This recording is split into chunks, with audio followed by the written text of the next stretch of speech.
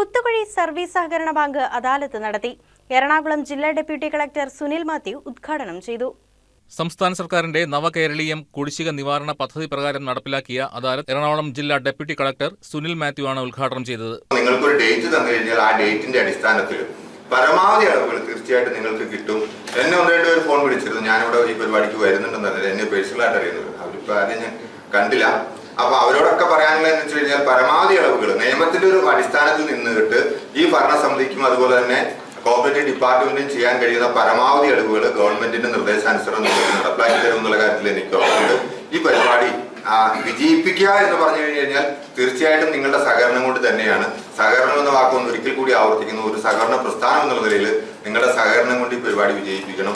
Bank president K Varghese അധ്യക്ഷത വഹിച്ച യോഗത്തിൽ ഭരണസമിതി അംഗം CS രാജു സ്വാഗതം പറഞ്ഞു. Assistant registrar Sunil K, sales officer Renu S, secretary Bindu R, ഭരണസമിതി അംഗം ജോസ് പുല്ലൻ, CS രാജു തുടങ്ങിയവർ സംബന്ധിച്ചു. നൂറുകണക്കിന് അംഗങ്ങൾ പങ്കെടുത്ത അദാലത്തിൽ വെച്ച് 10ഓളം കേസുകൾ തീർപ്പാക്കി.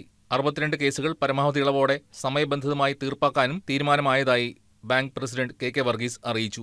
News desk KCB news.